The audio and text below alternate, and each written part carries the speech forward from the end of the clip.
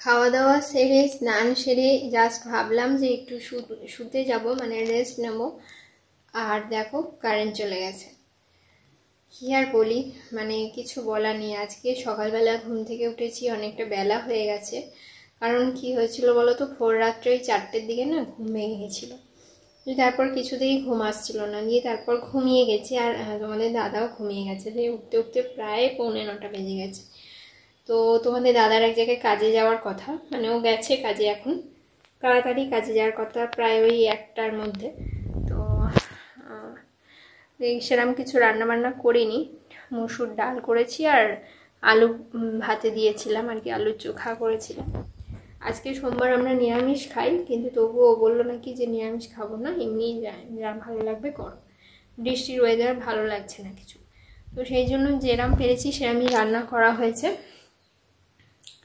তো খাওয়া দাওয়া কমপ্লিট করে অনেকটা বেলা হয়ে গেছিলো। তোমাদের দাদা একটু বাইরে বাজারের দিকে গেছিলো, কাজ ছিল। ওখান থেকে এসেই তাড়াতাড়ি স্নান সেরে খাওয়া দাওয়া করে বেরোলো। আমিও খাওয়া দাওয়া করে নিয়েছি, পুজোও কমপ্লিট। তো সব কিছু সেরে ভাবলাম শুতে যাব। আর কারেন্ট নেই, আর সকাল থেকে পড়ছে মুষলধারে বৃষ্টি, মানে কিছু বলার নেই, এতটাই বৃষ্টি হচ্ছে কি বলবো। দেখো পাখা চলছে না, কারেন্ট অফ, আর পুরো ঘর দোর একদম অন্ধকারও হয়ে আছে, চারিদিক অন্ধকার, ভালো লাগে না। আর প্রচুর গরম, এত বৃষ্টি হচ্ছে তবু গরম যাচ্ছে না। তো যাই হোক, চলো দেখি ইয়ার করি। সকাল থেকে অনেক কাজ করেছি, আজকে হাঁপিয়ে গেছি।